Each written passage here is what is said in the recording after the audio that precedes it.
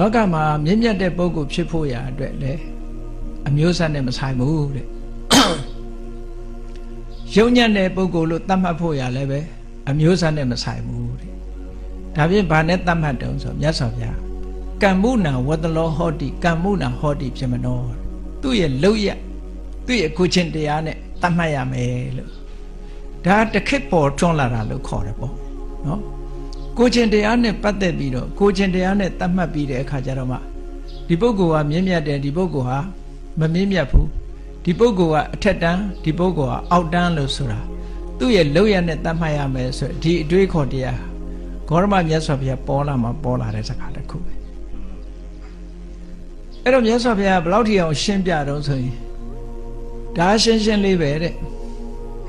လောက်ရကိုကြည့်တယ်လူတယောက်ဟာဘယ်မျိုးကပဲလာတိုင်းပြည်အုပ်ချုပ်ရင်ရာဇာဘယင်ပဲတဲ့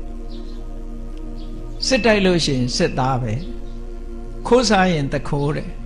လူရဲ့တိုက်ခိုက်ရင်ဓမြတယ်ဘုရားအဲ့လိုပဲတတ်မှတ်တယ်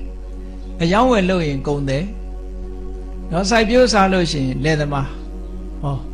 သူ့လောက်ရနဲ့ပဲပြောရမယ်တဲ့အမျိုးစားနဲ့ဘာမှမဆိုင်ဘူးတဲ့ဘယ်လိုပဲပြမနာမျိုးကမွေးအကယ်၍သာသူခိုးစားလို့ရှင်တခိုးပဲဖြစ်မယ်ပြမနာမဖြစ်ဘူးလို့ဒီလိုပြောတာဗျာအဲ့တော့ဒီအတွေးခေါ်တစ်ခုဟာအိန္ဒိယနိုင်ငံကြီးကိုဒီနေ့လွှမ်းမိုးနိုင်လားဆိုမလွှမ်းမိုးနိုင်ဘူးအိန္ဒိယနိုင်ငံကြီးရဲ့ဇတ်စနစ်ကိုမြတ်စွာဘုရားတိုက်ဖြတ်ခဲ့ပေမဲ့လို့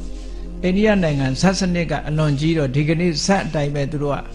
ဇန်နေတဲ့ပုဂ္ဂိုလ်ကိုဇန်မြင့်တဲ့ပုဂ္ဂိုလ်တွေကလွှမ်းမိုးနေသေးပဲရှိသေးတယ်တဲ့အလောက်ကင်ကိုမကြည့်ကြဘူးသူ့ရဲ့ကိုချင်းတရားကိုမတတ်မှတ်ကြတော့ဘူးအဲ့တော့ဘုန်းကြီးတို့တွေဟာအရေးကြီးဆုံးကဘာလဲမြတ်စွာဘုရားဟောတဲ့တရားတော်ကိုယ့်ရဲ့လောက်ရနဲ့ကိုယ့်ရဲ့ကိုချင်းတရားဟာအင်မတန်မှအရေးကြီးတဲ့အရာလို့ဒီလိုမှတ်ရမှာပေါ့အဲ့တော့ကိုချင်းတရားနဲ့ကိုယ့်ရဲ့လောက်ရကောင်းဖို့ဟာဘလောက်အရေးကြီးတယ်ဆိုတာကိုဘုန်းကြီးတို့တွေကိုချင်းတရားနဲ့လောက်ရကိုတန်ဖိုးထားရမယ်တို့တွေဘယ်လိုမျိုးရိုးကမွေးလာဥပမာချမ်းသာတဲ့မျိုးရိုးကမွေးဘယ်လိုမျိုးရိုးကမွေးဟုတ်လားမြင့်မြတ်တဲ့စိတ်ထားနဲ့မြင့်မြတ်တဲ့လောက်ရဖြစ်မှတို့ဟာမြင့်မြတ်သူဖြစ်မှာဒီအတွေးခေါ်ဒီယူဆချက်အတိုင်းဘုန်းကြီးတို့တွေလိုက်နာကျင့်သုံးဖို့လိုအပ်တယ်တဲ့ဒါကိုဆိုလိုတာနော်အဲ့ဒါဆိုတော့ကိုယ့်ရဲ့လောက်ရပုံမှာဒါသဘာဝလဲကြတယ်ဒါမြတ်စွာဘုရားကဓမ္မလမ်းကြောင်းကဟောတာလေမြတ်စွာဘုရားကိုယ်တိုင်ကိုက तू ကအောက်တန်းစားကတက်လာတာမဟုတ်ဘူးအဲ့ဒီခေတ်မှာနံပါတ်1အဆင့်တန်းကနေလာတဲ့ပုဂ္ဂိုလ်အကယ်၍ तू အောက်တန်းစားကတက်တယ်ဆိုလို့ရှိရင်ဟောအောက်တန်းစားမို့ပြောတယ်လို့ထင်ကောင်းထင်ကြလိမ့်မယ်ပေါ့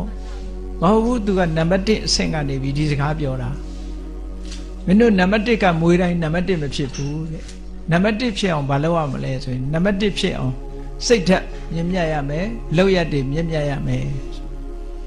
အဲ့တော့ဘုန်းကြီးတို့ဘဝမှာ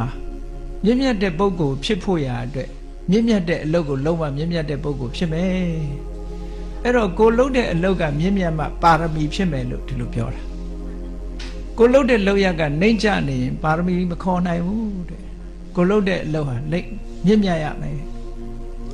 ဒါဖြင့်မြင့်မြတ်တဲ့ပုဂ္ဂိုလ်တွေဟာဘာတွေလုပ်ရတွေလုပ်သွားကြလဲဘုန်းကြီးတို့တွေအခုနံပါတ်1ခံယူထားမှာတော့တို့ဟာမြင့်မြတ်တဲ့ပုဂ္ဂိုလ်ဖြစ်ဖို့အတွက်မြင့်မြတ်တဲ့စိတ်ဓာတ်ကိုထားရမယ်နော်အောက်တန်းကြတဲ့စိတ်ဓာတ်တွေကိုတို့မထားရဘူးမြင့်မြတ်တဲ့အလုပ်ကိုလုပ်ရမယ်အောက်တန်းကြတဲ့အလုပ်ကိုမလုပ်အောင်ဒါဖြင့်မြင့်မြတ်တဲ့စိတ်ထားဆိုတာဘာလဲအများကောင်းကျိုးချမ်းသာကိုလိုလားတဲ့စိတ်ထားဟာဒါမြင့်မြတ်တဲ့စိတ်ထားလို့ပြောရမယ်ဟောအများကိုမနာလိုတာတို့မရှုစိတ်နာတို့မုန်းတီးတာတို့ဆိုတာဒါအောက်တန်းကြတဲ့စိတ်ဓာတ်တွေပဲနော်အောက်တန်းကြတဲ့စိတ်ဓာတ်တွေအဲ့ဒီအောက်တန်းကြတဲ့စိတ်ဓာတ်တွေကိုဖယ်ရှားပြီးတော့အများကောင်းကျိုးကိုလိုလားတယ်မုန်းတီးမှုမရှိဘူးအများပေါ်မှာမနာလို့မရှုစိတ်နေမရှိဘူးအလုံးဝမ်းသာနိုင်တယ်မြင့်မြတ်တဲ့စိတ်ထားဆိုတာအများကောင်းစားစေခြင်းတယ်အများကောင်းစားလို့ရှိရင်ဝမ်းသာတယ်ကိုယ့်ရဲ့နှိမ့်ကြနေလို့ရှိရင်ကျင့်တာတရားထားတယ်ကုညီတယ်ကယ်မတယ်ဟောဒီစိတ်ဓာတ်တွေကမြင့်မြတ်တဲ့စိတ်ဓာတ်လို့ခေါ်တယ်